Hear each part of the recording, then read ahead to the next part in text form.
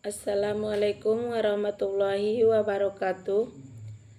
Perkenalkan, nama saya Nurliana dari Prodi Pendidikan Agama Islam semester 6. Di sini saya akan menjelaskan tentang narasi korupsi. Korupsi adalah kegiatan yang melibatkan perilaku tidak pantas atau melawan pegawai sektor publik atau swasta untuk memperkaya diri sendiri atau orang-orang terdekatnya. Selanjutnya yaitu komponen-komponen korupsi. Yang pertama, korupsi adalah suatu tindakan perilaku. Yang kedua yaitu penyalahgunaan wewenang atau kekuasaan. Di sini penyalahgunaan wewenang atau kekuasaan disebut juga ketika seseorang melakukan tugasnya atau melakukan pekerjaannya.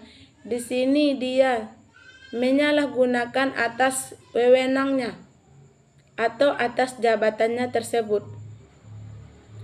Yang ketiga yaitu dilakukan untuk mendapatkan keuntungan pribadi atau kelompok.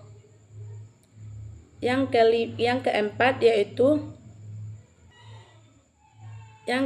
yaitu melanggar hukum atau menyimpang dari norma atau moral di masyarakat. Selanjutnya yaitu ciri-ciri dari korupsi. Ciri-ciri dari korupsi yaitu korupsi hanya melibatkan tidak hanya satu orang, melainkan beberapa kelompok atau beberapa orang atau lebih dari satu orang. Yang kedua yaitu korupsi dilakukan dengan cara kerahasiaan atau sembunyi-sembunyi. Faktor penyebab terjadinya korupsi ada dua. Yang pertama internal dan eksternal. Faktor yang internal yaitu faktor yang terjadi dari dalam diri seseorang untuk melakukan tindakan korupsi. Jadi di sini internal ini tidak adanya pengaruh atau tidak adanya dorongan dari orang lain. Kalau tidak dari dasar dirinya, dia tidak mau melakukan tindakan korupsi tersebut. Itu yang disebut dengan internal. Sedangkan yang eksternal yaitu adanya dorongan atau adanya semangat atau adanya motivasi atau dari adanya pengaruh dari luar diri seseorang. Contohnya kayak adanya pengaruh dari lingkungan masyarakatnya, adanya pengaruh dari pekerjaannya untuk melakukan tindakan korupsi tersebut. Selanjutnya yaitu dampak dari korupsi. Dampak dari korupsi sering kita lihat di kalangan masyarakat yaitu rendahnya pertumbuhan ekonomi di masyarakat tersebut akibat terjadinya korupsi dan rendahnya atas jasa pangan pada masyarakat dan rendahnya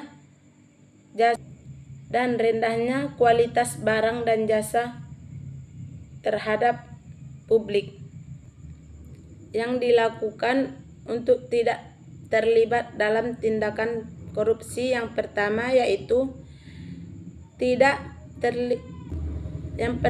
yaitu pantang terlibat ikut serta dalam tindakan korupsi tersebut. Yang kedua yaitu melakukan berintegrasi dengan masyarakat sekitar.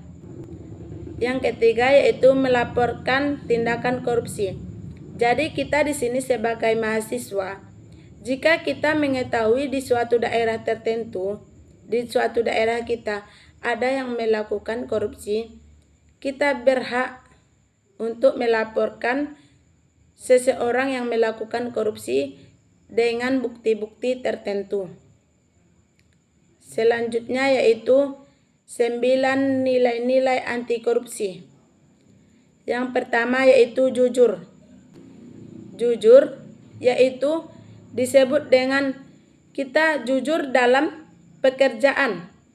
Yang kedua yaitu disiplin, mandiri, peduli, tanggung jawab, kerja keras, kesederhanaan, berani dan adil.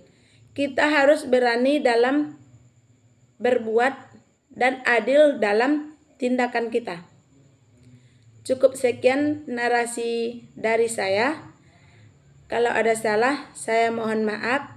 Saya akhiri dengan Assalamualaikum warahmatullahi wabarakatuh.